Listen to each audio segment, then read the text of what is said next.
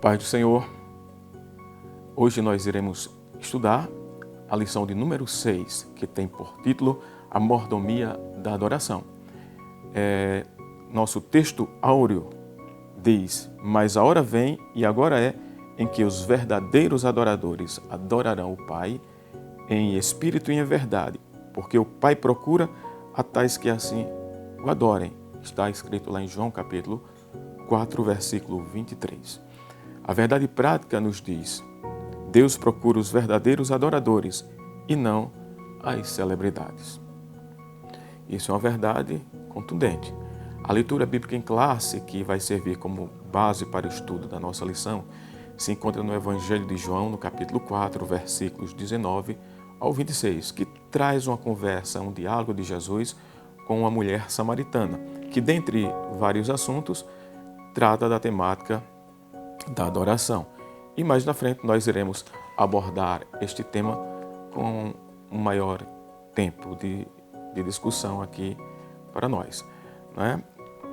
É interessante que nesta temática da adoração, antes da gente definir a temática da adoração como adorar, nós precisamos definir o que vem a ser adoração. E o que é adoração? No sentido etimológico da palavra, adoração significa culto ou veneração a uma divindade. Então, essa é a definição geral etimológica da palavra adoração. Para o cristão, essa adoração se constitui numa adoração e veneração máxima ao Deus único e verdadeiro, que subsiste na pessoa do Pai, do Filho e do Espírito Santo. É claro que a Bíblia está repleta de informações de pessoas que ali dedicaram momentos de adoração a Deus, dedicaram momentos de adoração a Cristo. Toda a Bíblia, ela relata esses acontecimentos, esses atos.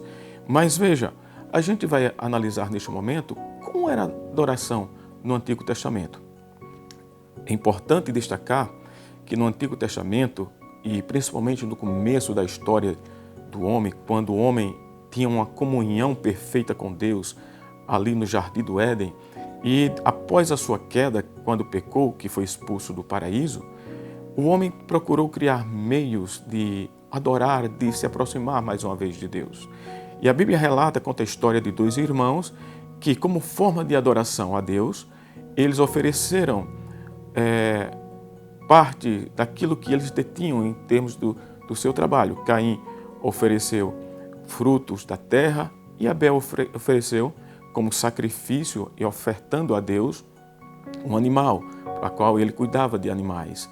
E ali, claro que essa história todos nós já conhecemos, que Abel ofereceu um sacrifício que Deus recebeu, enquanto Caim, Deus não recebeu o seu sacrifício e com isso matou seu irmão. Um acontecimento trágico, mas ali iniciava um processo pela qual eles estavam tentando se aproximar de Deus, adorar a Deus. E a gente vê que logo após isso, a geração depois que ficou apenas Caim e Adão e Eva tiveram outro filho chamado Sete, que teve um filho chamado Enos. E a Bíblia diz no livro de Gênesis, no capítulo 4, versículo 26, que a partir de Enos começou-se a invocar o nome do Senhor. Essa questão de invocação é trazer ou proclamar o nome de Deus em ato público, seria uma forma também de adoração ao ar livre, pela qual já se iniciava mostrando uma espécie de adoração ao Deus único e verdadeiro. Noé erigiu altar em adoração a Deus. Abraão, em cada local que saía, que chegava e que estava peregrinando, erigia um altar e adorava a Deus. Moisés, quando tirou o povo do Egito e estava no deserto, em determinado momento Deus chama ele para que venha adorar no monte e chama Moisés, chama Arão, os dois filhos de Arão e, além do mais, 70 anciãos. E isto, Deus dá ordem que eles ficassem de longe para adorar, para adoração. Então é muito importante esta temática da adoração porque a Bíblia está repleta.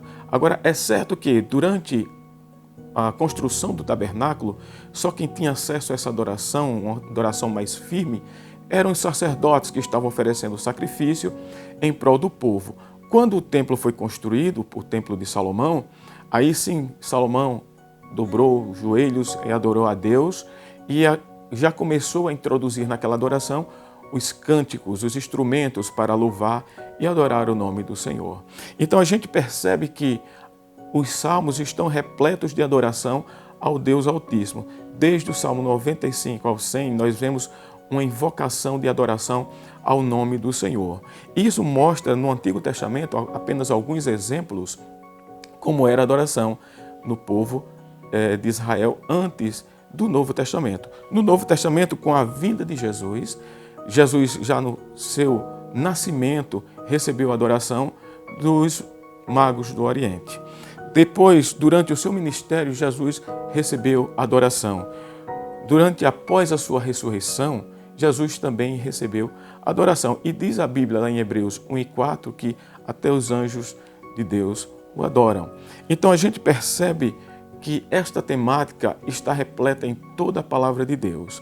Mas a pergunta é, mas como adorar a Deus? E aí nós retomamos a discussão que estava entre a mulher samaritana e Jesus, onde se perguntava, a mulher samaritana perguntou ao Senhor, mas nós adoramos aqui neste monte, e como você diz que nós não sabemos adorar? Estavam relacionados a um local de adoração. E é interessante que Jesus começa a dizer que naquele momento a adoração não teria mais um lugar específico. Essas barreiras seriam quebradas para determinados locais, como era no templo, como era no monte, como os samaritanos se reuniam para adorar a Deus. Então a gente percebe que Jesus, a primeira coisa que ele fala, que a adoração deve ser em espírito e em verdade. E isso é muito importante na temática, porque a parte espírito nos remete à parte espiritual e não material. Então não tem uma forma material, física, observável, palpável para adorar a Deus, mas agora era em espírito, dedicando dessa forma nossa dedicação espiritual à adoração a Deus. E acima de tudo, a pessoa que está adorando a Deus tem que adorá-lo em verdade, porque se não tiver verdade na adoração, o Senhor, que sonda os corações, não irá receber a nossa adoração. Então é importante que a adoração a Deus seja em espírito e, além do mais, em verdade. O segundo ponto que nós podemos adorar a Deus, de como adorar a Deus, é oferecendo um culto racional.